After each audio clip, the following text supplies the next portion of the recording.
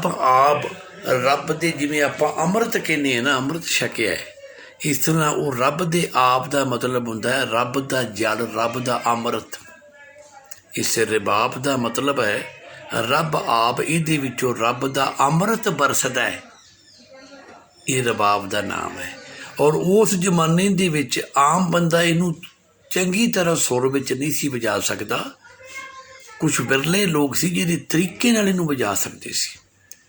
ते ये ओह साज सी जिहड़ा उस जमाने विच सब तो वड्डा ते उत्तम साज मन्निया जांदा सी, जिन्नू रबाब पूरी तरह वजाउणी आउंदी सी। उन्नू उस वेले वड्डे वड्डे राज घरानिਆਂ दे विच, शाही घरानिਆਂ दे विच गवैये दी नौकरी मिल जांदी सी, रुतबा मिल जांदा सी। ਵੱਡੀਆਂ ਵੱਡੀਆਂ ਰਾਜਿਆਂ ਮਹਾਰਾਜਿਆਂ ਦੇ ਦਰਬਾਰਾਂ ਦੇ ਵਿੱਚ ਉਹ ਰਬਾਬ ਵਜਾ ਕੇ ਗਾ ਲੈਂਦੇ ਸਨ। ਉਹ ਉਹਨਾਂ ਦੇ ਵਜ਼ੀਰ ਅਤੇ ਅਹਿਲਕਾਰ ਦਾ ਰੁਤਬਾ ਲੈ ਜਾਂਦੇ ਸਨ, ਗਵੱਈਏ ਬਣ ਜਾਂਦੇ ਸਨ, ਜਿਵੇਂ ਕਿ ਤਾਨਸੈਨ ਸੀ। ਹੁਣ ਰਬਾਬ ਤਿਆਰ ਹੋ ਗਈ ਹੈ, ਮਰਦਾਨੇ ਨੂੰ ਰਬਾਬ ਲੈਣ ਭੇਜਣਾ ਹੈ। ਅਤੇ ਗੁਰੂ ਨਾਨਕ ਦੇਵ ਜੀ ਕਹਿਣ ਲੱਗੇ ਮਰਦਾਨਿਆਂ, ਉਹਨੇ बंदे ने मेहनत की, आप उनका मेहनताना देना, क्योंकि गुरु नानक देव जी बहुत सच्चे सुच्चे ते लोगों का जिहड़ा हक सच की कमाई देनी ते उनका हक ना रखन तक की गल सी। क्योंकि दुनिया नूं सुधारन वास्ते आए सन, तो सारा कुछ उन्होंने वो करके विखाउणा भी तो सी ना।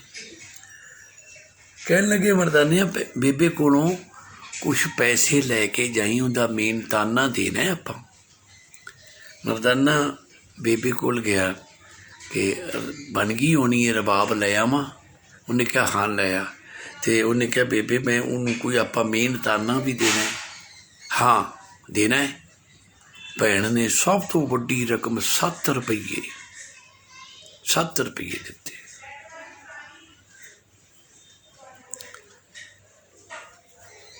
लैके मरदाना परोवाल भाई सरंदे कोल पहुंचिया पैसे लैके। भाई सरंदे का पूरा नाम इतिहास दे विच इंद्रसैन सरंदा आउंदा है।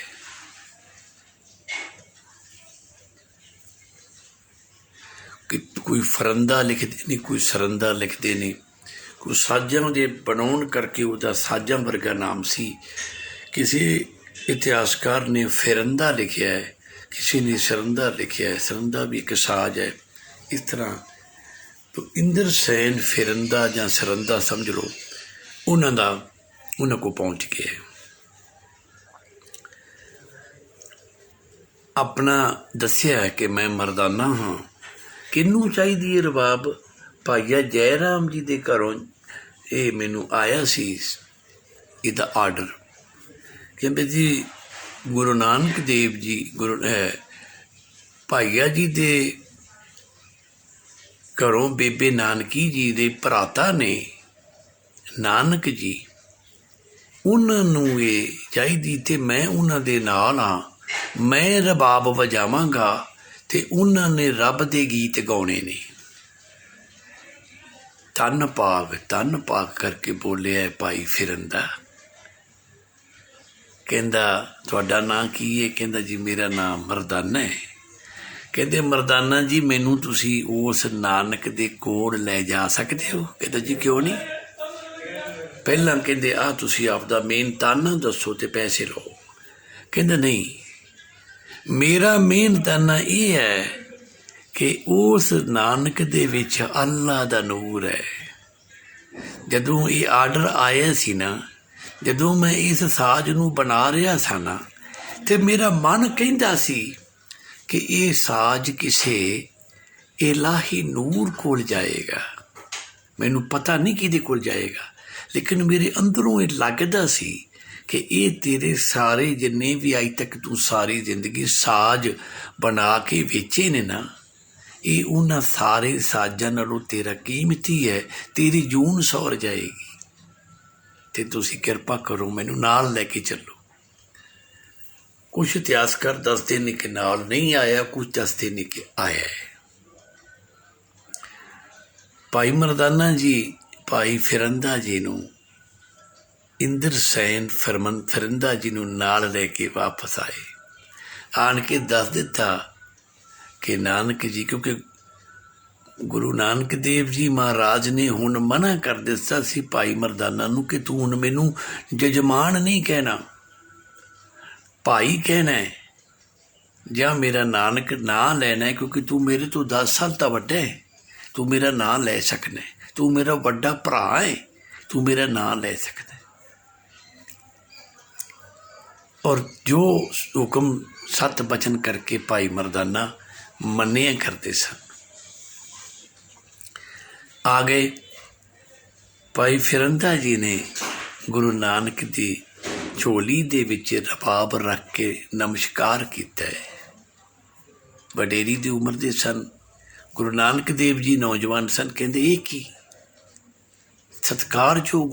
ਕਹਿੰਦੇ ਜੀ ਮੇਰੀ ਉਮਰ ਵਡੇਰੀ ਹੈ, ਤੁਹਾਡੇ ਗੁਣ ਵਡੇਰੇ ਨੇ, ਇਹਦਾ ਮੇਨ ਧਰਨਾ? ਕਹਿੰਦਾ ਜੀ ਹਾਂ ਲੈਣਾ ਹੈ। ਦੱਸੋ? ਕਹਿੰਦਾ ਇਹਦਾ ਮੇਨ ਧਰਨਾ ਇਹ ਹੈ ਕਿ ਸਭ ਤੋਂ ਪਹਿਲਾਂ ਇਹ ਸਾਜ਼ ਨੂੰ ਤੁਸੀਂ ਆਪ ਵਜਾ ਕੇ ਗਾਓ, ਇੱਕ। ਤੇ ਦੂਜਾ ਮੇਰੀ ਇਹ ਹੈ ਬੇਨਤੀ ਕਿ ਇਹ ਜਿਹੜਾ ਤੁਹਾਡਾ ਸਾਥੀ ਹੈ ਮਰਦਾਨਾ, ਇਹ ਸਾਜ਼ ਨੂੰ ਕੇਵਲ ਤੇ ਕੇਵਲ ਤੁਹਾਡੇ ਲਈ, ਤੁਹਾਡੇ ਕੋਲ ਤੇ ਤੁਹਾਡੇ ਨਾਲ ਹੀ ਗਾਵੇ। ਕਿਉਂਕਿ ਫਿਰੰਦੇ ਦੇ ਦਿਮਾਗ 'ਚ ਇਹ ਸੀ ਕਿ ਮਰਦਾਨਾ ਕਿਉਂਕਿ ਮਰਾਸੀ ਹੈ, ਇਹ ਇਸ ਰਬਾਬ ਨੂੰ ਲੈ ਕੇ ਹੋਰ ਵੀ ਉਹਦੇ ਕਿਸੇ ਜਜਮਾਨਾਂ ਦੇ ਘਰਾਂ 'ਚ ਜਾ ਕੇ ਵਜਾ ਕੇ ਉਹਦਾ ਕੰਮ ਇਹਨਾਂ ਦਾ ਕੀਤਾ ਹੈ, ਅਤੇ ਇਹ ਉਹਦਾ ਵੀ ਕਰੇਗਾ, ਲੇਕਿਨ ਮੇਰਾ ਸਾਜ਼ ਗੁਰੂ ਨਾਨਕ ਦੇ ਨਾਲ ਨਾਲ ਵੱਜਣਾ ਚਾਹੀਦਾ ਹੈ। ਗੁਰੂ ਨਾਨਕ ਦੇਵ ਨੇ ਕਿਹਾ ਜੀ ਜੋ ਤੁਸੀਂ ਹੁਕਮ ਕੀਤਾ ਹੈ ਉਹ ਸਿਰ ਮੁੱਥੇ ਪ੍ਰਵਾਨ ਹੈ, ਇਵੇਂ ਹੋਵੇਗਾ। ਅਤੇ ਕਹਿੰਦੇ ਨੇ ਕਿ ਉੱਥੇ ਫਿਰ ਗੁਰੂ ਨਾਨਕ ਦੇਵ ਜੀ ਨੇ ਆਪ ਰਬਾਬ ਨੂੰ ਵਜਾ ਕੇ ਸਾਰੰਗ ਰਾਗ ਦੇ ਵਿੱਚ ਗਾਇਆ ਹੈ।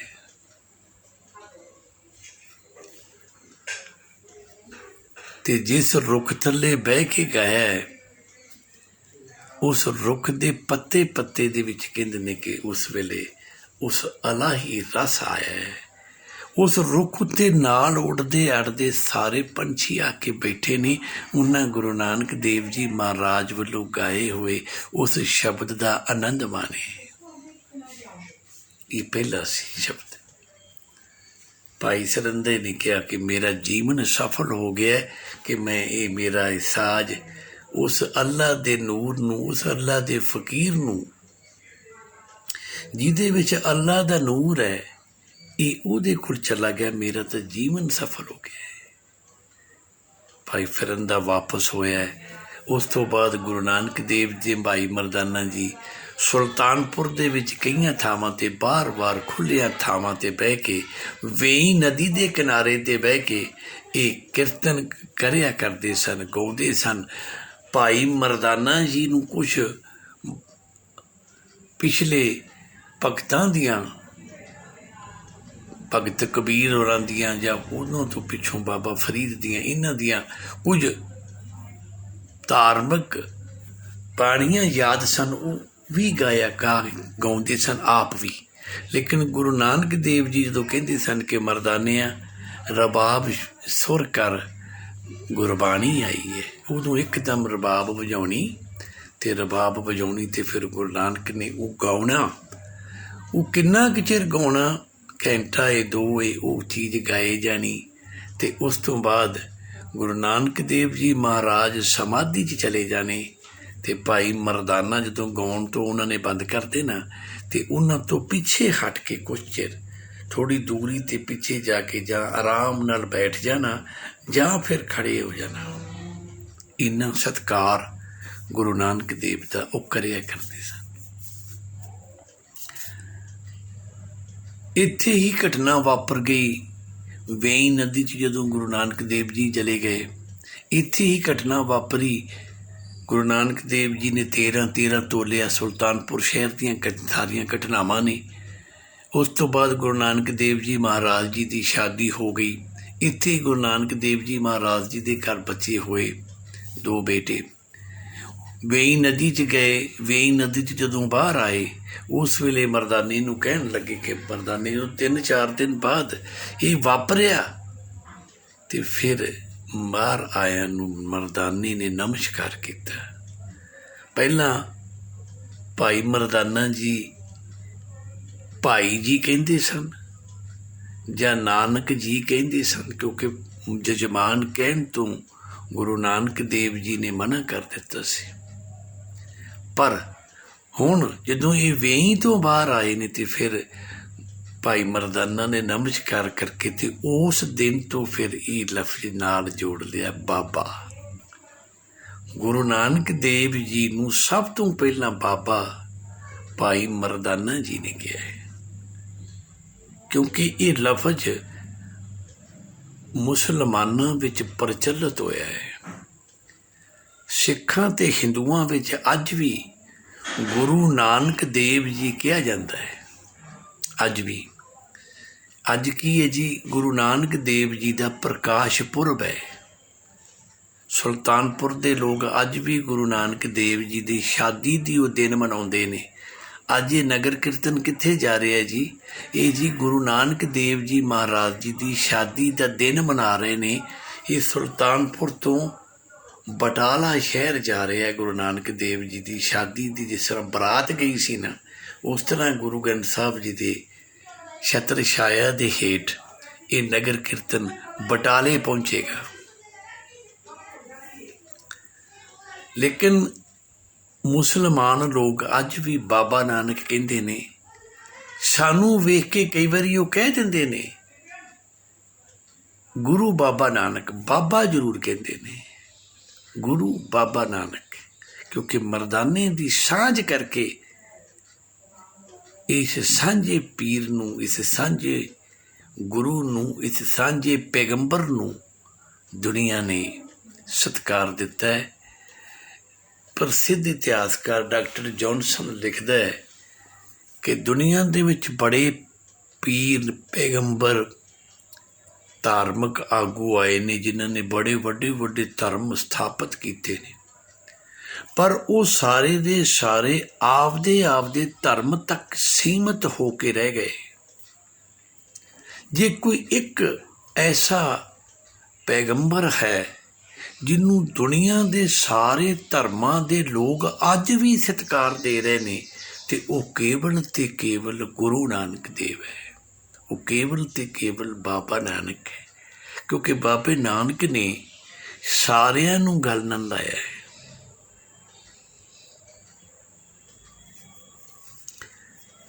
ਇਸ ਕਰਕੇ ਮਰਦਾਨਿਆਂ ਹੁਣ ਆਪਾਂ ਸੁਲਤਾਨਪੁਰ ਨਹੀਂ ਰਹਿਣਾ, ਕਿਉਂਕਿ ਵੇਈ ਚੋਂ ਬਾਹਰ ਨਿਕਲਣ ਤੋਂ ਬਾਅਦ ਬਹੁਤ ਸਾਰੇ ਸੁਲਤਾਨਪੁਰ ਦੇ ਲੋਕ ਗੁਰੂ ਨਾਨਕ ਦੇਵ ਨੂੰ ਨਮਸਕਾਰ ਕਰਨ ਲੱਗ ਪਏ ਸੀ। ਗੁਰੂ ਨਾਨਕ ਦੇਵ ਜੀ ਇਸ ਚੀਜ਼ ਨੂੰ ਪ੍ਰਵਾਨ ਨਹੀਂ ਸਨ ਕਰਦੇ, ਤੇ ਵੇਈ ਦੀ ਵਾਪਰੀ ਘਟਨਾ ਕਰਕੇ ਇੱਕ ਚਮਤਕਾਰ ਹੋਇਆ ਸੀ। ਮੁਕਤਸਰ ਅਰਜ਼ ਇਹ ਹੈ ਕਿ ਮਰਦਾਨੇ ਨੂੰ ਕਹਿਣ ਲੱਗੇ ਕਿ ਮਰਦਾਨਿਆਂ ਹੁਣ ਆਪਾਂ ਚੱਲਣਾ ਹੈ। ਪਹਿਲੀ ਉਦਾਸੀ ਦੀ ਤਿਆਰੀ ਕਰ ਲਈ। ਮਰਦਾਨੇ ਨੇ ਬੇਨਤੀ ਕੀਤੀ, ਬਾਬਾ ਜਦੋਂ ਤੁਸੀਂ ਵੇਈ 'ਚ ਸੋ, ਉਸ ਵੇਲੇ ਘਰੋਂ ਸੁਨੇਹਾ ਆਇਆ ਸੀ ਕਿ ਘਰ ਵਾਲਿਆਂ ਨੇ ਮੇਰੀ ਬੇਟੀ ਦੀ ਸ਼ਾਦੀ ਰੱਖੀ ਹੈ, ਤੇ ਉਹਨਾਂ ਦਾ ਸੱਦਾ ਆਇਆ ਸੀ ਕਿ ਤੁਸੀਂ ਉਹਦੇ 'ਚ ਸ਼ਾਮਲ ਹੋਵੋ, ਤੇ ਆਪਾਂ ਉਹ ਭੁਗਤਾ ਕੇ ਨਾ ਚਲੇ ਜੀ ਅੱਗੇ ਜੋ ਤੁਹਾਡਾ ਹੁਕਮ। ਬਸ ਇਹ ਕਿਹਾ ਕਰਦੇ ਸਨ। ਹਾਂ ਮਰਦਾਨਿਆਂ, ਇਹ ਤੇ ਕੰਮ ਬੜਾ ਸਬਾਬ ਦਾ ਹੈ, ਇਹ ਤੇ ਪਹਿਲਾਂ ਕਰਨਾ ਹੈ। ਜਿਹੜੀਆਂ ਅੱਜ ਲੋਕ ਸਮੂਹਿਕ ਸ਼ਾਦੀਆਂ ਕਰਦੇ ਨੇ ਨਾ, ਇਹ ਪਰੰਪਰਾ ਗੁਰੂ ਨਾਨਕ ਦੇਵ ਜੀ ਮਹਾਰਾਜ ਨੇ ਉਦੋਂ ਹੀ ਸ਼ੁਰੂ ਕਰ ਦਿੱਤੀ ਸੀ। ਭਾਈ ਮਰਦਾਨਿਆਂ ਜੀ ਦੇ 2 ਬੇਟੇ ਸਨ, ਸਜਾਦਾ ਤੇ ਰਜ਼ਾਦਾ। ਇੱਕ ਲੜਕੀ ਸੀ, ਪਿੱਛੋਂ ਸਨ ਉਹ ਭਾਈ ਭਗੀਰਥ ਜੀ, ਜਿਹਦੇ ਨਾਲ ਉਸਦੀ ਬੀਬੀ ਦੀ ਲੜਕੀ ਦੀ ਸ਼ਾਦੀ ਹੋਈ। ਇੱਕ ਬੇਨਤੀ ਮੈਂ ਇੱਥੇ ਇਹ ਕਰਦੇ ਹਾਂ ਕਿ ਜਦੋਂ ਗੁਰੂ ਨਾਨਕ ਦੇਵ ਜੀ ਮਹਾਰਾਜ ਨੇ ਭਾਈ ਮਰਦਾਨਾ ਜੀ ਨੂੰ ਇਹ ਗੱਲ ਕਹੀ ਨਾ ਕਿ ਮਰਦਾਨਿਆ, ਤੂੰ ਮੇਰੇ ਨਾਲ ਆ ਜਾ, ਆਪਾਂ ਰਲ ਕੇ ਇਕੱਠੇ ਗਾਵਾਂਗੇ। ਤਾਂ ਭਾਈ ਮਰਦਾਨਾ ਜੀ ਨੇ ਇਹ ਬੇਨਤੀ ਕੀਤੀ ਸੀ ਕਿ ਜਜਮਾਨ, ਅਸੀਂ ਅਮੀਰ ਲੋਕਾਂ ਦੇ, ਵੱਡਿਆਂ ਲੋਕਾਂ ਦੇ ਬੂਹਾਂ ਦੇ ਦਰਾਂ 'ਤੇ ਗਾਉਂਦੇ ਹਾਂ, ਉੱਥੋਂ ਸਾਨੂੰ ਕੁਛ ਮਿਲਦਾ ਹੈ, ਉਹਦੇ ਨਾਲ ਸਾਡਾ ਗੁਜ਼ਾਰਾ ਚੱਲਦਾ ਹੈ। ਕਿਸੇ ਦੇ ਘਰ ਬੱਚੇ ਦੀ ਸ਼ਾਦੀ ਹੈ,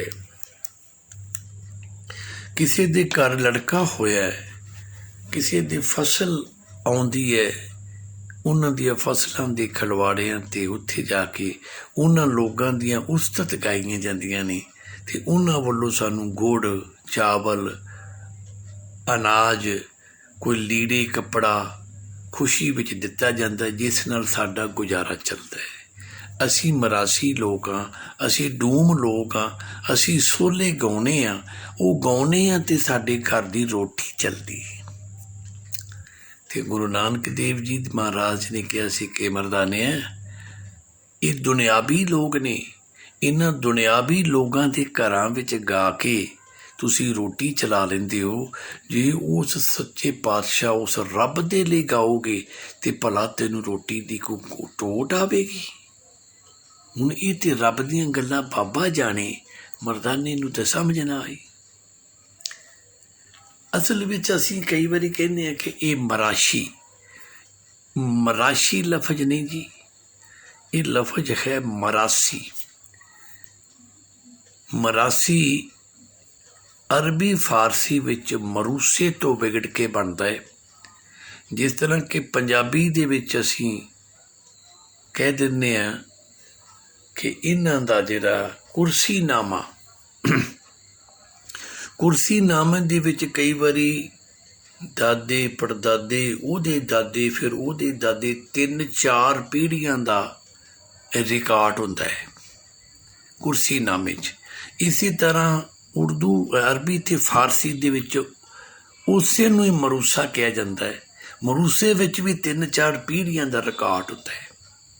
ਇਹ ਜਿਹੜੇ ਮਰਾਸੀ ਲੋਕ ਸੀਗੇ, ਇਹ ਜਿਹੜੇ ਪਿੰਡਾਂ 'ਚ ਜਿਹੜੇ ਜਜਮਾਨਾਂ ਦੇ ਦਰਾਂ 'ਤੇ ਗਾਉਂਦੇ ਸੀ, ਇਹ ਉਹਨਾਂ ਲੋਕਾਂ ਦੇ 3-4 ਪੀੜ੍ਹੀਆਂ ਦੇ ਨਾਮ ਯਾਦ ਰੱਖਦੇ ਸੀ ਅਤੇ ਜਿਹਦੇ ਦਰ 'ਤੇ ਜਾ ਕੇ ਗਾਉਣਾ, ਉਹਦੇ ਦਾਦੇ ਦਾ ਨਾਂ, ਉਹਦੇ ਅੱਗੇ ਦਾਦੇ ਤੋਂ ਦਾਦੇ ਦਾ ਨਾਂ, ਉਹਦੇ ਦਾਦੇ ਦਾ ਨਾਂ, ਉਹਨਾਂ ਦੀਆਂ 4-5 ਪੀੜ੍ਹੀਆਂ ਦੇ ਨਾਂ ਲੈ ਲੈ ਕੇ ਇਹਨਾਂ ਨੇ ਗਾਉਣਾ ਅਤੇ ਉਹਨਾਂ ਨੂੰ ਖੁਸ਼ ਕਰ ਦੇਣਾ ਅਤੇ ਉਹਨਾਂ ਨੇ ਵੱਧ ਤੋਂ ਵੱਧ ਜਿਹੜਾ ਹੈ ਉਹ ਉਹਨਾਂ ਨੂੰ ਖੁਸ਼ੀ 'ਚ ਸਮਾਨ ਦੇਣਾ।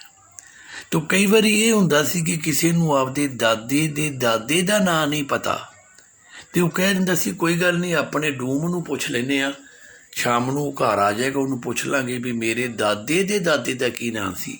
ਅਸਲ ਵਿੱਚ ਇਹ ਇੱਕ ਕਿਸਮ ਦਾ ਰਿਕਾਰਡ ਹੁੰਦਾ ਸੀ ਡੂਮਾਂ ਦੇ ਕੋਲ। ਲੋਕਾਂ ਨੂੰ ਆਪਦਿਆਂ ਦਾ ਨਾਂ ਆਪ ਨਹੀਂ ਸੀ ਯਾਦ, ਡੂਮਾਂ ਕੋਲੋਂ ਪੁੱਛ ਲਿਆ ਜਾਂਦਾ ਸੀ ਅਤੇ ਇਹ ਆਪਦੇ ਕਬੀਲੇ 'ਚ ਬਹਿ ਕੇ ਪਿੰਡਾਂ ਦੀ ਵੰਡ ਕਰਿਆ ਕਰਦੇ ਸਨ। ਇੱਕ ਡੂਮ ਨੂੰ 2 ਪਿੰਡ ਜਾਂ 3 ਪਿੰਡ ਆਉਂਦੇ ਸਨ ਅਤੇ ਉਹਦੇ ਪਿੰਡਾਂ ਵਿੱਚ ਦੂਸਰਾ ਡੂਮ ਜਾਂ ਦੂਸਰਾ ਮਰਾਸੀ ਨਹੀਂ ਆਵੇਗਾ, ਉਹ ਆਪਦੇ ਇਲਾਕੇ 'ਚ ਰਹੇਗਾ। ਤੋ ਜਿਹੜਾ ਉਹਨੂੰ ਇਲਾਕਾ ਮਿਲ ਗਿਆ ਹੈ, ਉਹ ਉਸ ਇਲਾਕੇ ਵਿੱਚ ਜਦੋਂ ਹਰ ਘਰ 'ਚ ਜਦੋਂ ਖੁਸ਼ੀ ਮੌਕਾ ਆਉਂਦਾ ਹੈ, ਜਾਣਾ ਹੈ, ਬਾਰ-ਬਾਰ ਉਹਦੇ ਬੱਚਿਆਂ ਨੂੰ ਨਾਲ ਲਿਜਾ ਕੇ ਗਾਉਣਾ ਹੈ ਅਤੇ ਉਹਨਾਂ ਬੱਚਿਆਂ ਨੂੰ ਵੀ ਉਹਨਾਂ ਦੇ ਵੱਡ ਵਡੇਰਿਆਂ ਦੇ ਨਾਂ ਬਚਪਨ ਤੋਂ ਹੀ ਹੌਲੀ ਯਾਦ ਹੋਣੇ ਸ਼ੁਰੂ ਹੋ ਜਾਂਦੇ ਸੀ ਅਤੇ ਇਹ ਲੋਕ ਉਹ ਯਾਦ ਕਰਦੇ ਸੀ। ਵਿਰਾਸਤ ਨੂੰ ਯਾਦ ਕਰਨ ਵਾਲੇ ਸੋਹਲੇ ਦੇ ਰੂਪ ਵਿੱਚ ਡੂਮ ਨੂੰ ਕਹਿੰਦੇ ਸੀ ਸੋਹਲਾ ਗਾਉਂਦਾ ਹੈ। ਉਹ ਗੀਤ ਹੋਰ ਵੀ ਗਾ ਕੇ ਸੁਣਾਉਂਦੇ ਸਨ। ਜਦੋਂ ਉਹਨਾਂ ਦਾ ਕੁਰਸੀਨਾਮਾ ਗਾਉਂਦੇ ਸਨ, ਉਹਨੂੰ ਸੋਹਲਾ ਕਹਿੰਦੇ ਸੀ। ਡੂਮਾ ਸੋਹਲਾ ਸੁਣਾ ਸਾਡਾ, ਤਾਂ ਉਹਨਾਂ ਸੋਹਲੇ 'ਚ ਗਾ ਕੇ, ਅੱਛਾ ਮੇਰੇ ਪੜਦਾਦੇ ਦਾ ਇਹ ਨਾਂ ਸੀ, ਉਹ ਤੇਰਾ ਪੜਦਾਦਾ ਸਵਰਗਾਂ 'ਚ ਬੈਠਾ, ਅੱਜ ਉਹਦੇ ਪੜ ਪੋਤਰੇ ਦੀ ਜਨਮ ਦੀ ਖੁਸ਼ੀ 'ਚ ਫੁੱਲ ਪਿਆ ਤੈਨੂੰ ਬਰਸਾਉਂਦਾ, ਇਸ ਤਰ੍ਹਾਂ ਕਰਕੇ ਗਾਉਣਾ। ਤਾਂ ਜਿਹੜੇ ਇਹ ਸੋਹਲੇ ਗਾਉਂਦੇ ਸਨ, ਇਹ ਵਿਰਾਸਤਨਾਮਾ ਗਾਉਂਦੇ ਸਨ। ਇਹ ਵਿਰਾਸਤਨਾਮਾ ਮਰੂਸਾ ਗਾਉਣ ਵਾਲੇ ਮਰਾਸੀ ਹੁੰਦੇ ਸਨ। ਇਸ ਕਰਕੇ ਇਹ ਗਾ ਕੇ ਮਰੂਸੇ ਅਤੇ ਇਹ ਹੁੰਦੇ ਸਨ, ਇਹ ਮਰਾਸੀ ਹੁੰਦੇ ਸਨ, ਮਰਾਸ਼ੀ ਨਹੀਂ ਹੁੰਦੇ ਸਨ। ਜਦੋਂ ਗੁਰੂ ਨਾਨਕ ਦੇਵ ਜੀ ਮਰਦਾਨੇ ਨੂੰ ਨਾਲ ਲੈ ਕੇ ਭੈਣ ਕੋਲ ਗਏ। ਮਾਂ ਨੇ ਵਿਦਿਆ ਕੀਤਾ। ਥੋੜ੍ਹੀ ਜਿਹੀ ਦੂਰ ਅੱਗੇ ਆ ਕੇ ਕਹਿੰਦੇ ਮਰਦਾਨਿਆਂ ਤੂੰ ਇੱਥੇ ਰੁਕ। ਫਿਰ ਇਕੱਲੇ ਪਿੱਛੇ ਮੁੜ ਕੇ ਗਏ। ਜਾ ਕੇ ਮਾਂ ਨੂੰ ਕਹਿੰਦੇ ਮਾਤਾ ਮਰਦਾਨਾ ਮੇਰੇ ਨਾਲ ਚੱਲਿਆ, ਇਹ ਤੁਹਾਨੂੰ ਪਤਾ ਇੱਥੇ ਗਾਉਂਦਾ ਹੈ ਤੇ ਕਮਾਉਂਦਾ ਹੈ। ਮੇਰੀ ਇੱਕ ਬੇਨਤੀ ਹੈ, ਇਹਦੇ ਪਰਿਵਾਰ ਨੂੰ ਜੋ ਕੁਛ ਵੀ ਚਾਹੀਦਾ ਹੋਵੇ ਤੁਸੀਂ ਦੇ ਦਿਆ ਕਰੋਗੇ। ਮਾਂ ਨੇ ਮੋਢੇ ਤੋਂ ਫੜ ਕੇ ਨਾਨਕ ਨੂੰ ਗੱਲ ਨਾਲ ਲਾ ਲਿਆ। ਜਿਗਰ ਦਾ ਟੁਕੜਾ ਸੀ, ਪਿਛਲੇ ਪਾਰੇ ਦੀ ਔਲਾਦ ਸੀ ਤੇ ਰੱਬ ਦਾ ਦਿੱਤਾ ਘਰ ਵਿੱਚ ਕੋਈ ਕਮੀ ਤਾਂ ਹੈ ਹੀ ਨਹੀਂ ਸੀ। ਗੁਰੂ ਨਾਨਕ ਦੇਵ ਜੀ ਮਹਾਰਾਜ ਦੇ ਘਰ ਬਹੁਤ ਮੱਝੀਆਂ ਗਾਵਾਂ, ਜ਼ਮੀਨ ਜਾਇਦਾਦ, ਅਨਾਜ, ਕਿਸੇ ਚੀਜ਼ ਦੀ ਕੋਈ ਟੋਟ ਨਹੀਂ ਸੀ, ਵਾਧੂ ਸੀ। ਖਰਚ ਕਿੰਨਾ ਕੁ ਸੀ, 2 ਜੀ ਖਾਣ ਵਾਲੇ।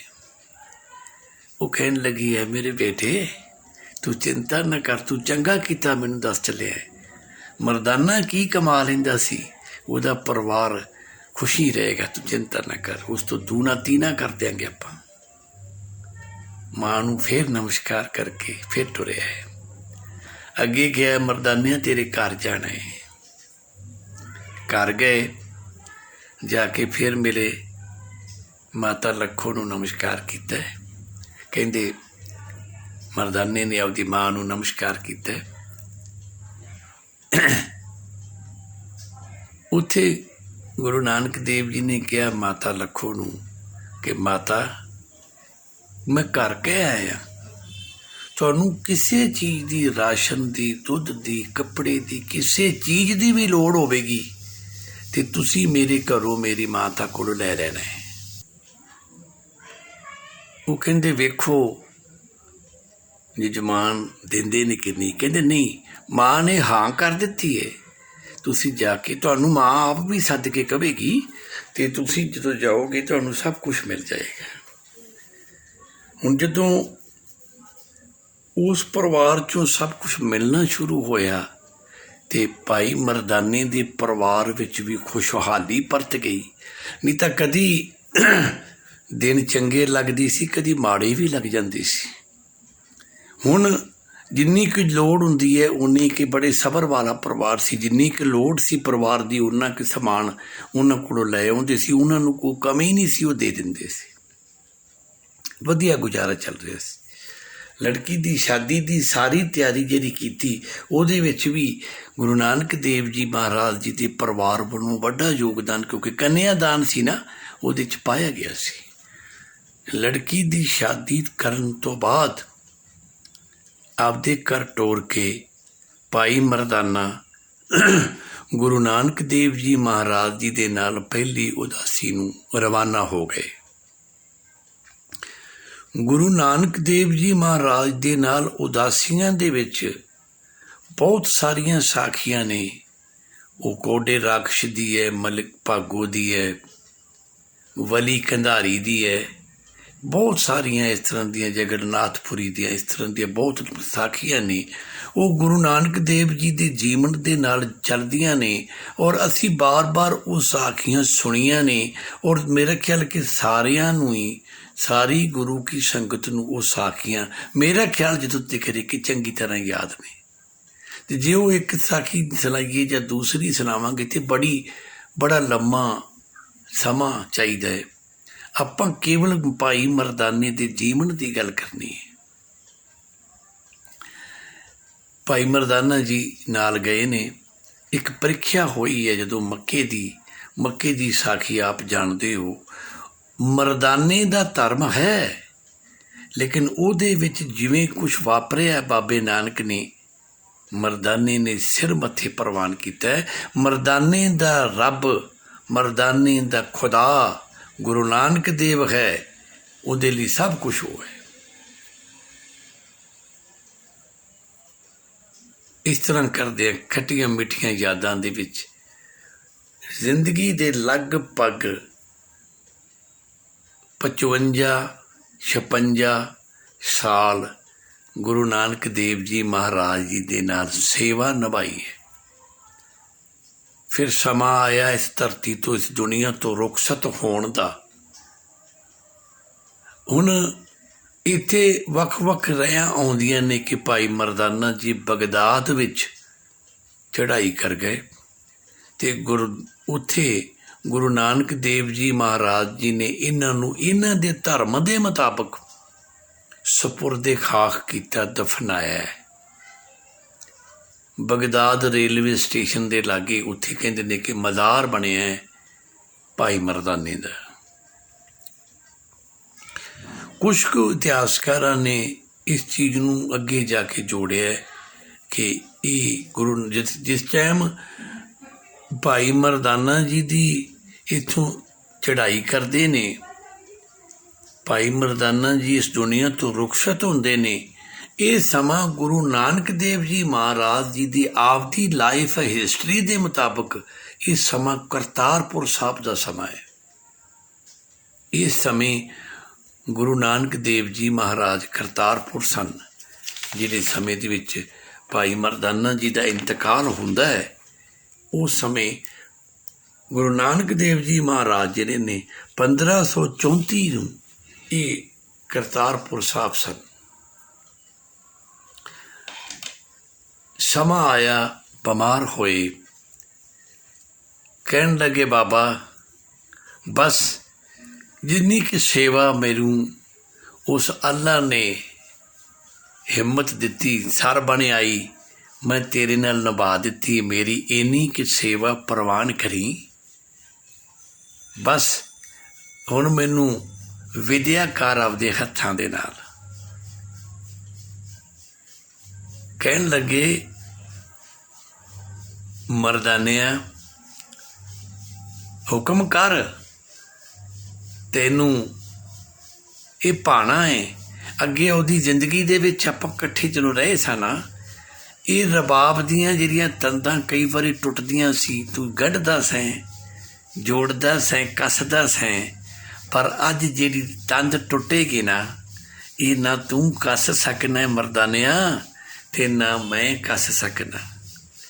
ਟੁੱਟੀ ਤੰਤ ਰਬਾਬ ਕੀ, ਇਹ ਉਹਦਾ ਭਾਣਾ ਹੈ, ਉਸ ਪਰਵਰਦਗਾਰ ਦਾ ਆਪਾਂ ਨੂੰ ਮੰਨਣਾ ਪੈਣਾ ਹੈ। ਤੇ ਤੂੰ ਦੱਸ, ਤੈਨੂੰ ਸਪੁਰਦੇ ਖਾਕ ਕਰਾਂ, ਤੈਨੂੰ ਦਫਨਾਵਾਂ ਕਿ ਤੇਰਾ ਸੰਸਕਾਰ ਕਰਾਂ।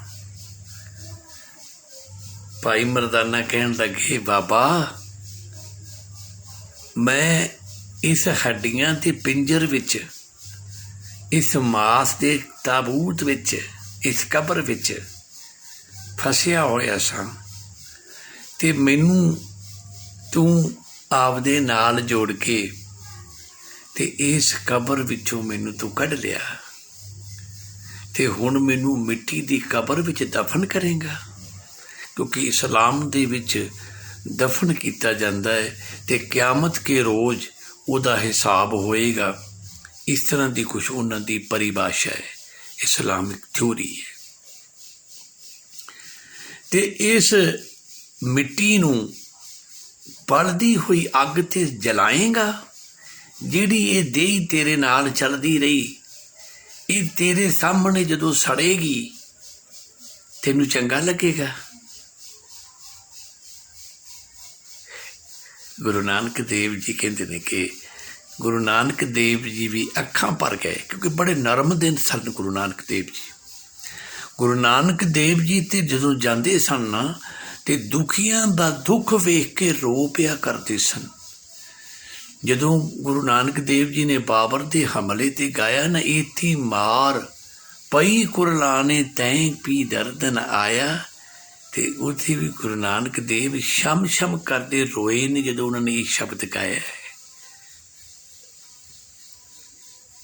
ਤੇ ਅਸਮਾਨ ਖਾਨ ਜਿਹੜਾ ਹੈ ਨਾ, ਜਦੋਂ ਜਾ ਕੇ ਬਾਬਰ ਨੂੰ ਦੱਸਦਾ ਹੈ ਨਾ ਕਿ ਉਹ ਜਿਹੜਾ ਢੱਗਾਂ ਦੇ ਵਿੱਚ ਇੱਕ ਪੀਰ ਵੇਖਿਆ ਨਾ, ਸੀਤਲ ਜੀ ਦੀ ਇੱਕ ਵਾਰ ਸੀ, ਢੱਗਾਂ ਵਿੱਚ ਇੱਕ ਵੇਖਿਆ ਪੀਰ ਛਾਇਆ, ਲੋਕਾਂ ਦੇ ਦਰਦ ਦੁੱਖ ਵੇਖ ਕੇ ਚੱਲੇ ਉਸ ਦੇ ਅੱਖੀਓਂ ਨੀਰ ਸ਼ਾਹਾ। ਰਸਾਲੂ ਟਿਊਨ ਦੇ ਵਿੱਚ ਸੀਤਲ ਜੀ ਦੀ ਬੜੀ ਜਾਨਦਾਰ ਜਮਦਾਰ ਆਵਾਜ਼ ਉਹ ਵਾਰ ਹੋਇਆ ਕਰਦੀ ਸੀ। ਤਾਂ ਗੁਰੂ ਨਾਨਕ ਦੇਵ ਜੀ ਕਿਸੇ ਦਾ ਦੁੱਖ ਬਰਦਾਸ਼ਤ ਨਹੀਂ ਸਨ ਕਰਦੇ ਤੇ ਦੁੱਖ ਵੇਖ ਕੇ ਆਪ ਰੋ ਪਿਆ ਕਰਦੇ ਸਨ। ਅੱਜ ਜਦੋਂ ਮਰਦਾਨੇ ਦੀਆਂ ਗੱਲਾਂ ਸੁਣੀਆਂ, ਇੱਕ ਤਾਂ ਵਿਛੋੜਾ ਸਾਹਮਣੇ ਨਜ਼ਰ ਆ ਰਿਹਾ ਨਾ, ਭਾਣਾ ਕਰਕੇ ਮੰਨਣਾ ਹੈ, ਇੱਕ ਉਹਦੀਆਂ ਗੱਲਾਂ 'ਚ ਦਰਦ ਸੀ। ਫਿਰ ਮਨ ਬਣਾਇਆ ਤੇ ਮਰਦਾਨੇ ਨੂੰ ਇਤਿਹਾਸਕਾਰ ਦੱਸਦੇ ਨੇ ਕਿ ਰਾਵੀ ਦੇ ਵਿੱਚ ਜਲ ਪ੍ਰਵਾਹ ਕੀਤਾ ਹੈ। ਇਸ ਤੋਂ ਪਹਿਲਾਂ ਪੁੱਛਿਆ ਕਿ ਮਰਦਾਨਿਆਂ ਤੇਰੇ ਦਿਲ 'ਚ ਕੋਈ ਹੋਰ ਗੱਲ ਜੋ ਇਸ ਵੇਲੇ ਕਰਨ ਵਾਲੀ ਹੋਵੇ। ਭਾਈ ਮਰਦਾਨਾ ਕਹਿਣ ਲੱਗੇ, ਬਾਬਾ ਬੜਾ ਵਧੀਆ ਲੱਗਦਾ ਰਿਹਾ ਜਿੰਨਾ ਚਿਰ ਮੈਂ ਤੁਹਾਡੇ ਨਾਲ ਰਿਹਾ। ਉਹ ਰੁੱਖ ਥੱਲੇ ਆਪਾਂ ਜਦੋਂ ਦੇ ਮਿਲੇ ਸਾਂ ਤੇ ਅੱਜ ਤੱਕ ਮੈਨੂੰ ਆਪ ਦਾ ਪਤਾ ਹੀ ਨਹੀਂ ਲੱਗਾ। ਮੈਂ ਇੱਕ ਐਸੀ ਮੌਜ ਵਿੱਚ, ਇੱਕ ਐਸੀ ਮਸਤੀ ਦੇ ਵਿੱਚ ਜ਼ਿੰਦਗੀ ਬਤੀਤ ਕਰ ਗਿਆ ਕਿ ਜ਼ਿੰਦਗੀ ਬੜੀ ਵਧੀਆ ਲੱਗੀ। ਕਿਉਂ ਵਧੀਆ ਲੱਗੀ? ਕਿ ਤੇਰਾ ਸਾਥ ਮਿਲ ਗਿਆ। ਮੇਰਾ ਕਿਸੇ ਜਨਮ ਦਾ ਕੋਈ ਪੁੰਨ ਕੀਤਾ ਹੈ, ਕੋਈ ਕਰਮ ਕੀਤਾ ਹੈ ਜਿਹੜਾ ਤੇਰੇ ਨਾਲ ਮੇਰਾ ਸਾਥ ਮਿਲਿਆ ਹੈ। ਤੇ ਇੱਕ ਇਲਤਜਾ ਹੈ ਕਿ ਮੈਨੂੰ ਮਰਨ ਤੋਂ ਬਾਅਦ ਉਸ ਲੋਕ ਵਿੱਚ ਵੀ ਤੇ ਪਰਲੋਕ ਵਿੱਚ ਵੀ ਵਿਛੋੜੀ ਨਾ, ਆਪਦੇ ਨਾਲ ਰੱਖੀ। ਗੁਰੂ ਨਾਨਕ ਨੇ ਕਿਹਾ, 7 ਬਚਨ ਮਰਦਾਨਿਆਂ। ਔਰ ਤੁਸੀਂ ਵੇਖੋਗੇ ਕਿ ਜਦੋਂ ਵੀ ਗੁਰੂ ਨਾਨਕ ਦੇਵ ਜੀ ਮਹਾਰਾਜ ਜੀ ਦੇ ਜੀਵਨ ਉੱਤੇ ਕੋਈ ਵੀ ਦੁਨੀਆ ਭਰ ਦਾ ਕੋਈ ਵੀ ਪ੍ਰਚਾਰਕ ਜਦੋਂ ਗੁਰੂ ਨਾਨਕ ਦੀ ਗੱਲ ਕਰੇਗਾ, ਉਹ ਗੱਲ ਭਾਈ ਮਰਦਾਨੇ ਤੋਂ ਬਗੈਰ ਪੂਰੀ ਨਹੀਂ ਹੁੰਦੀ। ਕਿਉਂਕਿ ਗੁਰੂ ਨਾਨਕ ਦੇਵ ਦੀ ਸਾਰੀ ਜ਼ਿੰਦਗੀ ਭਾਈ ਮਰਦਾਨੇ ਕਰਕੇ ਨਾਲ ਚੱਲਦੀ ਰਹੀ। ਕੁਝ ਲੋਕਾਂ ਨੇ ਲਿਖਿਆ ਕਿ ਮਰਦਾਨੇ ਨੇ ਭੁੱਖ ਲੱਗਦੀ ਸੀ, ਮਰਦਾਨਾ ਇੰਝ ਕਰਦਾ ਸੀ। ਇਹ ਸਾਰੇ ਕੰਮ ਇਹ ਜ਼ਰੀਏ ਸਨ ਉਸ ਅਕਾਲ ਪੁਰਖ ਦੇ, ਉਸ ਗੁਰੂ ਨਾਨਕ ਦੇਵ ਮਹਾਰਾਜ ਦੇ। ਉਹ ਲੋਕਾਂ ਨੂੰ ਤਾਰਨ ਵਾਸਤੇ ਪਹੁੰਚ ਕਰਦੇ ਸਨ, ਉਸ ਥਾਵਾਂ 'ਤੇ ਜਾਂਦੇ ਸਨ ਜਿੱਥੇ ਧਰਮ ਦਾ ਘਾਣ ਹੋ ਰਿਹਾ ਹੁੰਦਾ ਸੀ, ਤੇ ਉੱਥੇ ਪਹੁੰਚ ਕਰਨ ਦੇ ਲਈ ਮਰਦਾਨੇ ਨੂੰ ਇੱਕ ਜ਼ਰੀਆ ਬਣਾਉਂਦੇ ਸਨ। ਭਾਈ ਮਰਦਾਨੇ ਨੂੰ 2 ਵਾਰੀ ਪਾਣੀ ਲੈਣ ਭੇਜਣਾ, ਭਾਈ ਮਰਦਾਨੇ ਨੂੰ ਕੌਡੇ ਰਾਖਸ਼ ਕੋਲ ਭੇਜਣਾ, ਇੱਕ ਵਿਧ ਸੀ, ਇੱਕ ਤਰੀਕਾ ਸੀ ਕਿ ਉਹ ਜੋ ਲੋਕਾਂ ਦਾ ਘਾਣ ਕਰ ਰਿਹਾ ਸੀ, ਕੌਡਾ ਰਾਖਸ਼, ਉਹਨੂੰ ਸੁਧਾਰਨਾ ਸੀ। ਉਹਦਾ ਕਤਲ ਨਹੀਂ ਕਰਨਾ, ਉਹਨੂੰ ਸੁਧਾਰਨਾ ਸੀ, ਉਹਨੂੰ ਜ਼ਿੰਦਗੀ ਵਿੱਚ ਵਾਪਸ ਲਿਆਉਣਾ ਸੀ ਤੇ ਲੋਕਾਂ ਨੂੰ ਵੀ ਉਹਦੇ ਤੋਂ ਰਾਹਤ ਮਿਲਣੀ ਸੀ। ਇਸ ਤਰ੍ਹਾਂ ਦੇ ਸਮਾਜ ਦੇ ਸੁਧਾਰ ਕਰਨ ਵਾਸਤੇ ਗੁਰੂ ਨਾਨਕ ਦੇਵ ਜੀ ਨੇ ਭਾਈ ਮਰਦਾਨੇ ਨੂੰ ਇੱਕ ਜ਼ਰੀਆ ਨਾਲ ਬਣਾ ਕੇ ਉਹਨਾਂ ਨੂੰ ਆਪ ਪ੍ਰੇਰਨਾ ਹੁੰਦਾ ਸੀ ਤੇ ਜਾਂਦੇ ਸਨ। ਭਾਈ ਮਰਦਾਨੇ ਦੀ ਕੋਈ ਵੀ ਗੁਰੂ ਨਾਨਕ ਦੇਵ ਦੀ ਜ਼ਿੰਦਗੀ ਦੀ ਸਾਖੀ ਭਾਈ ਮਰਦਾਨਾ ਜੀ ਤੋਂ ਬਗੈਰ ਨਹੀਂ ਜਾਂਦੀ। ਔਰ ਗੁਰੂ ਗ੍ਰੰਥ ਸਾਹਿਬ ਮਹਾਰਾਜ ਵਿੱਚ ਵੀ ਭਾਈ ਮਰਦਾਨਾ ਤੇ ਗੁਰੂ ਨਾਨਕ ਦੇਵ ਜੀ ਮਹਾਰਾਜ ਜੀ ਦੀ ਬਾਣੀ ਇਕੱਠੀ ਹੈ। ਗੁਰੂ ਨਾਨਕ ਦੇਵ ਨੇ ਜੋ ਵਾਅਦਾ ਕੀਤਾ ਸੀ ਨਾ ਕਿ ਨਾ ਲੋਕ 'ਚ ਤੇ ਨਾ ਪਰਲੋਕ 'ਚ ਮੈਂ ਤੈਨੂੰ ਵਿਛੋੜਾਂਗਾ ਨਹੀਂ। ਤੇ ਜਦੋਂ ਇੱਕ ਲਹਿ 'ਚ ਆਏ ਨੇ ਨਾ ਤੇ ਕਹਿਣ ਲੱਗੇ ਕਿ ਗੁਰੂ ਨਾਨਕ ਦੇਵ ਜੀ ਨੂੰ ਕਿ ਬਾਬਾ ਮੈਂ ਚਲੇ ਜਾਣਾ ਹੈ। ਕਿਉਂ? ਕਹਿੰਦੇ ਕਿ ਤੁਸੀਂ ਬਾਜ਼ਾਰਾਂ 'ਚ ਜਾ ਕੇ ਬਹਿੰਦੇ ਹੋ, ਉੱਥੋਂ ਕੁਛ ਨਾ ਮਿਲਦਾ ਹੈ, ਨਾ ਖਾਣ ਨੂੰ ਮਿਲਦਾ ਹੈ, ਤੇ ਫਿਰ ਮੈਨੂੰ ਦੁੱਖ ਆਉਂਦਾ ਹੈ। ਜਾਂ ਤਾਂ ਇਹ ਕਰੋ ਕਿ ਜਿਵੇਂ ਤੁਹਾਨੂੰ ਭੁੱਖ ਪਿਆਸ ਨਹੀਂ ਨਾ ਲੱਗਦੀ, ਮੈਨੂੰ ਵੀ ਆਪਦੇ ਵਰਗਾ ਕਰ ਲਓ। ਗੁਰੂ ਨਾਨਕ ਦੇਵ ਜੀ ਕਹਿਣ ਲੱਗੇ, ਮਰਦਾਨਿਆ ਕੌਣ ਕਹਿੰਦਾ ਮੈਨੂੰ ਭੁੱਖ ਨਹੀਂ ਲੱਗਦੀ? ਤੁਸੀਂ ਰੋਜ਼ ਤਾਂ ਮੈਨੂੰ ਭੋਜਨ ਛਕਾਉਂਦੇ ਹੋ। ਭਾਈ ਮਰਦਾਨਾ ਹੈਰਾਨ ਹੋ ਗਏ, ਦਿਲ ਵਿੱਚ ਸੋਚਦੇ ਨੇ ਕਿ ਭੋਜਨ ਕਿੱਥੋਂ ਮੈਂ ਛਕਾਉਣਾ, ਮੈਨੂੰ ਤੇ ਆਪ ਨੂੰ ਨਹੀਂ ਮਿਲਦਾ। ਮੈਨੂੰ ਤਾਂ ਤੁਸੀਂ ਭੇਜਦੇ ਹੋ ਤੇ ਕਿਤੋਂ ਨਾ ਕਿਤੋਂ ਮੈਨੂੰ ਖੈਰ ਪੈ ਜਾਂਦੀ, ਤੂੰ ਵੀ ਤੁਹਾਡੀ ਬਦੌਲਤ, ਤੇ ਮੈਨੂੰ ਕਿੱਥੋਂ ਭੋਜਨ ਮਿਲਦਾ ਤੇ ਮੈਂ ਤੁਹਾਨੂੰ ਕਿੱਥੋਂ ਛਕਾਉਣ ਜੋਗਾ। ਕਹਿੰਦੇ ਮਰਦਾਨਿਆ ਆ ਜਿਹੜਾ ਰੋਜ਼ ਰਬਾਬ ਵਜਾਉਣਾ ਹੈ ਤੇ ਕੀਰਤਨ ਕਰਨਾ ਹੈ ਨਾ, ਇਹ ਕੀਰਤਨ ਮੇਰੇ ਰੂਹ ਦੀ ਖੁਰਾਕ ਹੈ, ਇਹ ਮੇਰਾ ਭੋਜਨ ਹੈ। ਮੈਂ ਇਹਦੇ ਬਿਨਾਂ ਜਿੰਦਾ ਨਹੀਂ ਰਹਿ ਸਕਦਾ। ਤੂੰ ਮੈਨੂੰ ਕੀਰਤਨ ਕਰਕੇ ਰੋਜ਼ ਭੋਜਨ ਛਕਾਉਣਾ ਹੈ। ਤੇ ਜਦੋਂ ਇਹ ਗੱਲ ਸੁਣ ਕੇ ਮਰਦਾਨਾ ਜੀ ਖੁਸ਼ ਹੋਏ ਤੇ ਫਿਰ ਕਹਿਣ ਲੱਗੇ, ਬਾਬਾ ਜੇ ਤੁਸੀਂ ਇਹ ਕੀਰਤਨ ਦਾ ਭੋਜਨ ਛਕ ਕੇ ਤ੍ਰਿਪਤ ਹੋ ਜਾਂਦੇ ਹੋ ਤੇ ਫਿਰ ਮੇਰੇ ਤੇ ਵੀ ਕਿਰਪਾ ਕਰੋ। ਮੈਂ ਵੀ ਇਹ ਕੀਰਤਨ ਕਰਨਾ ਨਾ, ਮੈਂ ਵੀ ਤੁਹਾਡੇ ਵਾਂਗੂ ਤ੍ਰਿਪਤ ਹੋ ਜਾਵਾਂ ਤੇ ਫਿਰ ਮੈਂ ਵੀ ਇਸ ਕੀਰਤਨ ਚੋਂ ਹੀ ਪ੍ਰਸ਼ਾਦਾ ਮੈਨੂੰ ਅੰਦਰ ਮਿਲ ਜਾਵੇ, ਮੈਂ ਵੀ ਫਿਰ ਜਾਵਾਂ ਨਾ। ਉੱਥੇ ਗੁਰੂ ਨਾਨਕ ਸਾਹਿਬ ਦੀ ਬਾਣੀ ਆਉਂਦੀ, ਮਰਦਾਨਿਆਂ ਤੈ ਭਲੀ ਵਸਤ ਮੰਗੀ। ਨਿਹਾਲ ਹੋ ਗਏ।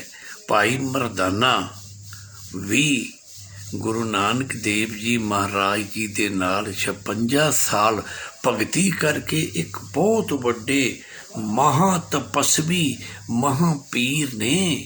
ਭਾਈ ਮਰਦਾਨੇ ਨੂੰ ਸਾਡੇ ਇਤਿਹਾਸਕਾਰਾਂ ਨੇ ਜੋ ਲਿਖਿਆ ਉਹਨੂੰ ਨਹੀਂ ਲੈਣਾ।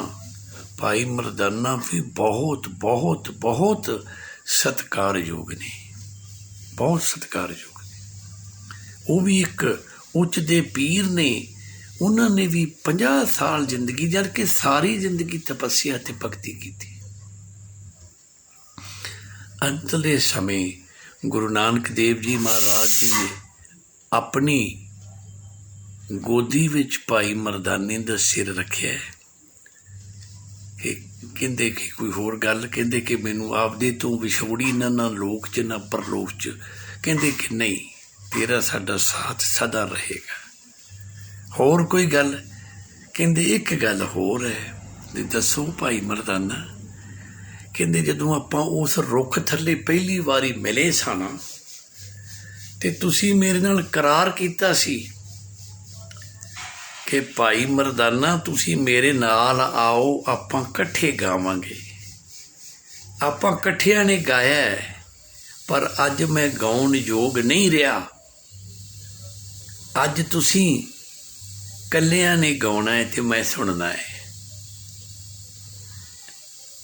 ਅੱਜ ਤੁਸੀਂ ਗਾਓ।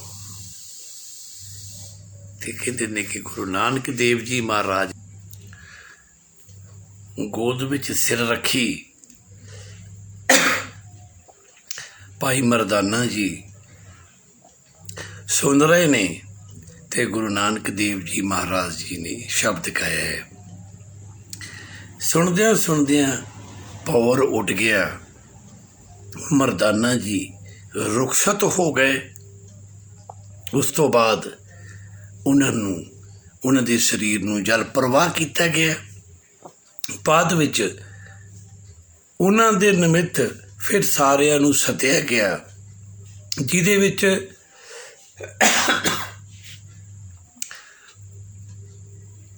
ਭਾਈ ਮਰਦਾਨਾ ਜੀ ਦਾ ਪਰਿਵਾਰ ਪਹੁੰਚਿਆ। ਉਹਨਾਂ ਦੇ ਬੇਟੇ ਆਏ ਨੇ। ਉਹਨਾਂ ਨੂੰ ਗੁਰੂ ਨਾਨਕ ਦੇਵ ਜੀ ਮਹਾਰਾਜ ਨੇ ਸਰੋਪਾ ਉਹ ਦਿੱਤਾ ਹੈ ਤੇ ਮਰਦਾਨਾ ਜੀ ਦੀ ਯਾਦ ਵਿੱਚ ਉਹਨਾਂ ਦੀਆਂ ਰਸਮਾਂ ਕੀਤੀਆਂ ਨੇ। ਇਹ ਸੀ ਉਸ ਇੱਕ ਸੱਚੇ ਸੁੱਚੇ ਮਿੱਤਰ ਦੇ ਨਾਲ ਸਾਰੀ ਜ਼ਿੰਦਗੀ ਦੀ ਸਾਂਝ, ਜਿਸਨੇ ਇਹ ਐਸੀ ਸਾਂਝ ਨਿਭਾਈ ਕਿ ਦੋ ਵਿਪਰੀਤ ਧਰਮਾਂ ਨੂੰ ਜੋੜ ਕੇ ਰੱਖ ਦਿੱਤਾ। ਭਾਈ ਮਰਦਾਨਾ ਤੇ ਗੁਰੂ ਨਾਨਕ ਦੇਵ ਜੀ ਇੱਕ ਸ਼ੁੱਧ ਹਿੰਦੂ ਖੱਤਰੀ ਤੇ ਦੂਸਰੇ ਪਾਸੇ ਭਾਈ ਮਰਦਾਨਾ ਮੁਸਲਮਾਨ ਮਰਾਸੀ, ਦੋ ਧਰਮਾਂ ਦਾ ਇੱਕ ਸੁਮੇਲ ਸੀ। ਔਰ ਕਾਇਨਾਤ ਦੇ ਵਿੱਚ ਘੁੰਮ ਕੇ 4 ਉਦਾਸੀਆਂ ਕਰਕੇ ਜਿੱਥੇ ਜਿੱਥੇ ਵੀ ਉਸ ਕੁਦਰਤ ਦੇ ਨਿਯਮਾਂ ਦੀ ਉਲੰਘਣਾ ਹੋ ਰਹੀ ਸੀ, ਉੱਥੇ ਉੱਥੇ ਜਾ ਕੇ ਸਮਾਜ ਨੂੰ ਸੁਧਾਰਨ ਦੇ ਲਈ ਗੁਰੂ ਨਾਨਕ ਦੇਵ ਜੀ ਭਾਈ ਮਰਦਾਨਾ ਜੀ ਪਹੁੰਚੇ ਤੇ ਉਹਨਾਂ ਨੇ ਇੱਕ ਬਹੁਤ ਵੱਡੀ ਸਖਤ ਡਿਊਟੀ ਨਿਭਾਈ ਤੇ ਸਮਾਪਤੀ ਤੇ ਗੁਰੂ ਨਾਨਕ ਦੇਵ ਜੀ ਨੇ ਕਰਤਾਰਪੁਰ ਸਾਹਿਬ ਫਿਰ ਆ ਕੇ ਜ਼ਮੀਨ ਖਰੀਦ ਕੇ ਆਪ ਖੁਦ ਹਾਲ ਵਾਹ ਕੇ ਤੇ ਇੱਕ ਕਿਸਾਨ ਦੀ ਜ਼ਿੰਦਗੀ ਬਤੀਤ ਕੀਤੀ। ਫਸਲ ਉਗਾਈ, ਅਨਾਜ ਪੈਦਾ ਕੀਤਾ ਤੇ ਫਿਰ ਉਹਦਾ ਲੰਗਰ ਲਾਇਆ। ਕਿਰਤ ਕਰੋ, ਵੰਡ ਛਕੋ, ਇਹ ਲੋਕਾਂ ਨੂੰ ਦਰਸਾਇਆ, ਇਹ ਦੱਸਿਆ ਭਾਣਾ ਮੰਨੋ, ਕਿਰਤ ਕਰੋ, ਵੰਡ ਛਕੋ ਅਤੇ ਉਸ ਰੱਬ ਦੀ ਰਜ਼ਾ ਵਿੱਚ ਰਹੋ। ਇਹ ਉਪਦੇਸ਼ ਦੇ ਕੇ ਗੁਰੂ ਨਾਨਕ ਦੇਵ ਨੇ ਭਾਈ ਮਰਦਾਨੇ ਜੀ ਨੇ ਸਾਥ ਨਿਭਾਇਆ। ਇਹ ਉਸ ਭਾਈ ਮਰਦਾਨਾ ਜੀ ਦਾ ਜੀਵਨ ਸੀ। ਮੈਂ ਉਹਨਾਂ ਸਤਿਕਾਰਯੋਗ ਵੀਰਾਂ ਦਾ ਬਹੁਤ ਬਹੁਤ ਧੰਨਵਾਦੀ ਹਾਂ ਜਿਨ੍ਹਾਂ ਵੱਲੋਂ ਬਾਰ ਇਹ ਫੋਨ ਆ ਰਹੇ ਸਨ ਕਿ ਭਾਈ ਮਰਦਾਨਾ ਜੀ ਦੇ ਬਾਰੇ ਜਲਦੀ ਤੋਂ ਜਲਦੀ ਜ਼ਰੂਰ ਪਾਇਆ ਜਾਏ। ਲੇਕਿਨ ਉਹਨਾਂ ਦਾ ਜੀਵਨ ਲੱਭਣ ਲਈ, ਉਹਨਾਂ ਦੇ ਜੀਵਨ 'ਤੇ ਖੋਜ ਵਾਸਤੇ ਸਮਾਂ ਲੱਗਣਾ ਸੀ, ਸਮੇਂ ਦੀ ਮੰਗ ਸੀ। ਕਿਉਂਕਿ ਸਾਡੇ ਇਤਿਹਾਸਕਾਰਾਂ ਨੇ ਭਾਈ ਮਰਦਾਨਾ ਜੀ ਬਾਰੇ ਬਹੁਤ ਕੁਛ ਜ਼ਿਆਦਾ ਕਿਤੇ ਨਹੀਂ ਲਿਖਿਆ। ਇਹ ਬਹੁਤ ਥੋੜ੍ਹਾ ਹੈ ਅਤੇ ਲੱਭ ਕੇ ਤਿਆਰ ਕਰਨਾ ਪੈਂਦਾ ਹੈ। ਗੁਰੂ ਨਾਨਕ ਦੇਵ ਜੀ ਮਹਾਰਾਜ ਜੀ ਦੇ ਨਾਲ ਜਿਹੜੀਆਂ ਉਹਨਾਂ ਦੀਆਂ ਸਾਖੀਆਂ ਨੇ ਉਹ ਬਹੁਤ ਨੇ, ਲੇਕਿਨ ਮਰਦਾਨਾ ਜੀ ਬਾਰੇ, ਉਹਨਾਂ ਦੇ ਪਰਿਵਾਰ ਬਾਰੇ, ਉਹਨਾਂ ਦੇ ਇੰਤਕਾਲ ਬਾਰੇ, ਉਹਨਾਂ ਦੀ ਗੁਰਪੁਰੀ ਗਿਆਨਾਂ ਬਾਰੇ ਸਾਰਾ ਕੁਛ ਜਿਹੜਾ ਹੈ ਇਹ ਲੱਭਣ ਦੇ ਲਈ ਅਸਲ ਕੀ ਹੈ, ਸੱਚਾਈ ਕੀ ਹੈ, ਸਮਾਂ ਲੱਗਣਾ ਸੀ। ਇਸ ਲਈ ਥੋੜ੍ਹਾ ਟਾਈਮ ਜ਼ਿਆਦਾ ਲੱਗਿਆ। ਮੈਂ ਪਹਿਲਾਂ ਤਾਂ ਇਸ ਚੀਜ਼ ਦੀ ਮਾਫੀ ਮੰਗ ਲੈਂਦਾ। ਫਿਰ ਉਸ ਮਹਾਨ ਸੰਤ ਦੇ ਜੀਵਨ 'ਤੇ ਬੋਲਦਿਆਂ ਮੇਰੇ ਕੋਲੋਂ ਬੇਅੰਤ ਗਲਤੀਆਂ ਹੋਈਆਂ ਹੋਣਗੀਆਂ। ਉਹ ਆਪ ਸੰਗਤ ਬਖਸ਼ਣਯੋਗ ਹੋ ਕਿਰਪਾ ਕਰਿਓ, ਮੇਰੀਆਂ ਗਲਤੀਆਂ ਨਾ ਚਿਤਾਰਿਓ ਅਤੇ ਮੈਂ ਪਹਿਲਾਂ ਹੱਥ ਜੋੜ ਕੇ ਆਪ ਜੀ ਤੋਂ ਮਾਫੀ ਮੰਗ ਲੈਂਦਾ। ਮਾਫ ਕਰਿਓ। ਔਰ ਇੱਕ ਅਰਦਾਸ ਰੋਜ਼ ਮੈਂ ਕਰਿਆ ਕਰਨਾ ਹਰ ਵੀਡੀਓ ਦੇ ਵਿੱਚ ਕਿ ਜਿਸ ਤਰ੍ਹਾਂ ਗੁਰੂ ਨਾਨਕ ਦੇਵ ਜੀ ਮਹਾਰਾਜ ਕੁਦਰਤ ਦੇ ਨਾਲ ਕੀਤੀ ਗਈ ਉਲੰਘਣਾ, ਕੁਦਰਤ ਦੇ ਨਾਲ ਕੀਤੀ ਗਈ ਛੇੜਛਾੜ, ਜਿੱਥੇ ਉਹਨਾਂ ਨੂੰ ਪ੍ਰਤੀਤ ਹੁੰਦੀ ਸੀ ਉੱਥੇ ਜਾ ਕੇ ਉਸ ਸਮਾਜ ਨੂੰ ਸੁਧਾਰ ਕੇ ਸਮਝਾਇਆ ਕਰਦੇ ਸਨ, ਲੋਕਾਂ ਨੂੰ ਸਿੱਧੇ ਰਸਤੇ ਪਾਇਆ ਜਾਂਦਾ ਸੀ। ਉਦੋਂ ਵੀ ਲੋਕ ਇਸ ਤਰ੍ਹਾਂ ਕਰ ਲਿਆ ਜਾਂਦੇ ਸੀ। ਉਸੇ ਤਰ੍ਹਾਂ ਹੀ ਅੱਜ ਵੀ ਸਾਡਾ ਸਮਾਜ ਜਿਹੜਾ ਹੈ ਬੇਮਤਲਬੇ ਰੁੱਖ ਕੱਟ ਰਿਹਾ ਹੈ। ਜਾਨਵਰ ਪੰਛੀ ਮਾਰੇ ਜਾ ਰਹੇ ਨੇ, ਉਹਨਾਂ ਦੇ ਰਹਿਣ ਵਾਸਤੇ, ਰਿਹਾਇਸ਼ ਵਾਸਤੇ ਜਿਹੜੇ ਜੰਗਲ ਸੀ ਕੱਟੇ ਜਾ ਰਹੇ ਨੇ। ਪੰਛੀਆਂ ਨੂੰ ਰਹਿਣ ਲਈ ਥਾਵਾਂ ਨਹੀਂ ਮਿਲ ਰਹੀਆਂ। ਪੋਲੂਸ਼ਨ ਵੱਧ ਗਿਆ ਹੈ ਅਤੇ ਪੋਲੂਸ਼ਨ ਦੇ ਵਧਣ ਨਾਲ ਜਿਹੜੇ ਕਿ ਬਹੁਤ ਸਾਰੇ ਪੰਛੀ ਜਿਨ੍ਹਾਂ ਦੀ ਕਿ ਨਾਮੋ ਨਿਸ਼ਾਨ ਖਤਮ ਹੋ ਗਏ। ਇਸ ਕਰਕੇ ਇਹਨਾਂ ਤੋਂ ਆਪਾਂ ਗੁਰੇਜ਼ ਕਰੀਏ, ਕੁਦਰਤ ਦੇ ਨਿਯਮਾਂ ਦੇ ਵਿੱਚ ਚੱਲੀਏ ਅਤੇ ਕੁਦਰਤ ਨਾਲ ਕੀਤੀਆਂ ਗਈ ਛੇੜਛਾੜ ਤੋਂ ਤੌਬਾ ਕਰਕੇ ਕੁਦਰਤ ਤੋਂ ਮਾਫੀ ਮੰਗੀਏ। ਅਤੇ ਮੈਂ ਪਰਵਰਦਗਾਰ ਨੂੰ ਵੀ ਬੇਨਤੀ ਅਰਜ਼ੋਈ ਕਰਾਂਗਾ ਕਿ ਅਬ ਕੀ ਵਾਰ ਬਖਸ਼ ਬੰਦੇ ਨੂੰ, ਇੱਕ ਵਾਰੀ ਮਨੁੱਖ ਨੂੰ ਬਖਸ਼ ਅਤੇ ਇਹ ਕਰੋਨਾ ਵਾਇਰਸ ਵਰਗੀ ਭਿਅੰਕਰ ਬਿਮਾਰੀ ਨੂੰ ਬਿਲਕੁਲ ਜੜ੍ਹ ਤੋਂ ਖਤਮ ਕਰ ਅਤੇ ਆਪਦੀ ਇਸ ਸਜਾਈ ਹੋਈ, ਸਵਾਰੀ ਹੋਈ ਇਸ ਦੁਨੀਆ ਨੂੰ ਫਿਰ ਉਸੇ ਤਰ੍ਹਾਂ ਹੀ ਉਸੇ ਸਪੀਡ 'ਤੇ ਚੱਲਣ ਦਾ ਮੌਕਾ ਦੇ ਅਤੇ ਇਹਨਾਂ ਨੂੰ ਭੁੱਲਾਂ ਦੇ ਬਖਸ਼ ਦੇ। ਅਤੇ ਇੱਥੇ ਅਸੀਂ ਉਸ ਰੱਬ ਦਾ ਸ਼ੁਕਰਾਨਾ ਕਰੀਏ ਕਿ ਅੱਜ ਸਾਨੂੰ ਇੰਨੀਆਂ ਨਿਆਮਤਾਂ ਮਿਲੀਆਂ ਨੇ ਉਹਦੀ ਕਿਰਪਾ ਦੁਆਰਾ। ਜਦੋਂ ਗੁਰੂ ਨਾਨਕ ਦੇਵ ਜੀ ਮਹਾਰਾਜ ਭਾਈ ਮਰਦਾਨਾ ਜੀ ਸਨ, ਉਹ ਕਿਵੇਂ ਪੈਦਲ ਟੁਰਦੇ ਰਹੇ, ਕਿਵੇਂ ਸਫ਼ਰ ਕਰਦੇ ਰਹੇ। ਅੱਜ ਅਸੀਂ ਜਹਾਜ਼ਾਂ 'ਤੇ ਉੱਡ ਕੇ ਮਹੀਨਿਆਂ ਦੇ ਸਫ਼ਰ ਨੂੰ ਘੰਟਿਆਂ ਵਿੱਚ ਤਬਦੀਲ ਕਰਨੇ ਆ। ਇਹ ਉਸ ਰੱਬ ਦੀ ਸਾਨੂੰ ਦੇਣ ਹੈ ਅਤੇ ਸਾਨੂੰ ਸ਼ੁਕਰਾਨਾ ਕਰਨਾ ਚਾਹੀਦਾ ਉਸ ਰੱਬ ਦਾ। ਅਤੇ ਉਹਦੇ ਨਾਲ ਜਿਹੜੇ ਨਿਯਮ ਨੇ ਉਹਨਾਂ ਨੂੰ ਸਿਰ ਮੱਥੇ ਪ੍ਰਵਾਨ ਕਰਨਾ ਚਾਹੀਦਾ ਹੈ। ਇੱਥੇ ਹੀ ਇਸ ਪ੍ਰਸੰਗ ਦੀ ਸਮਾਪਤੀ ਹੈ। ਆਪ ਜੀ ਤੋਂ ਖਿਮਾ ਚਾਹੁੰਦਾ ਹਾਂ। ਫਿਰ ਦੁਬਾਰਾ ਜੇ ਕੋਈ ਗਲਤੀ ਹੋ ਗਈ ਹੋਵੇ ਅਤੇ ਮਾਫ ਕਰਿਓ। ਔਰ ਫਿਰ ਇੱਕ ਵਾਰੀ ਗੁਰੂ ਗੋਬਿੰਦ ਸਿੰਘ ਜੀ ਮਹਾਰਾਜ ਜੀ ਦੀ ਬਖਸ਼ਿਸ਼, ਉਹ ਫਤਿਹ ਦਾ ਸਿਮਰਨ ਫਿਰ ਕਰੋ ਜੀ। ਬੋਲੋ ਜੀ, ਵਾਹਿਗੁਰੂ ਜੀ ਕਾ ਖਾਲਸਾ, ਵਾਹਿਗੁਰੂ ਜੀ ਕੀ ਫਤਿਹ।